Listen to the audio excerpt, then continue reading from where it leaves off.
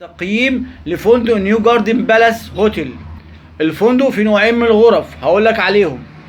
الفندق موجود في جاردن سيتي 11 شارع مديرية التحرير. سعر الغرفة الدبل 1441. في غرف رخيصة في الفندق عاملة في حدود 500 جنيه. أنا لا أنصح بيها. الفندق سهل في المواصلات والوصول لأي مكان. الاستقبال بتاعه معقول. الفندق مكيف. خدمة معقولة مستواه فوق المتوسط. مناسب للأطفال. أسعاره ممتازة. الأمن من ضمن الملاحظات الجيدة. مهتمين بحل أي مشكلة وبسرعة فيشكروا على ذلك. الفندق واخد أعلى تقييم بالنسبة لسعره. به غسالة بالعملة. والحاجة المهمة بالنسبة لي إن في خزنة، لأن أنت في أي فندق وأنت خارج لازم ذهبك وفلوسك يبقوا معاك، وتبقى عارف اللي سايبه في الغرفة بتاعتك في أي فندق من أول نجمة لآخر 5 نجوم. الواي فاي بتاعه مجاني وهنجيب ملاحظات في آخر الفيديو. الفندق عامل استعدادات مخصوصة لأصحابنا وحبايبنا ذوي الهمم. الفندق الباركينج بتاعه بفلوس برسوم إضافية. عزكم الله يمنع اصطحاب الحيوانات الأليفة. مكان ممتاز وحيوي وهادئ.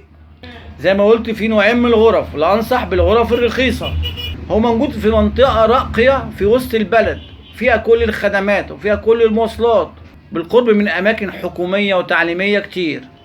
أحدث تعليقات النزلاء إن الواي فاي ضعيف في الغرف، وإن الغرف بتحتاج لصيانة شاملة.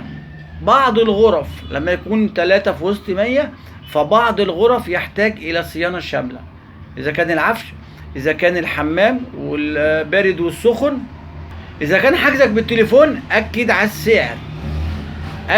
السعر. في تأخير ملاحظ في تسليم الغرف.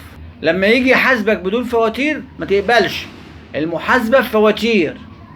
هو الفندق قديم بعض الشيء بس فيه نوع من الاهتمام. الأسعار برضو رغم ان هي كويسة بس برضو تحتاج لمراجعة، والاستقبال بالذات يحتاج لرفع مستوى عشان احنا عايزين النزلاء يبقوا مبسوطين. فعموما الفندق كويس.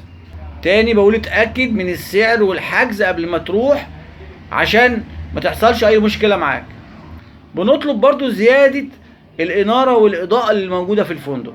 الفندق دلوقتي أحسن من سنتين. التقييمات في تحسن ملحوظ، بس احنا التحسن عايزينه يبقى أسرع من كده وأكتر من كده.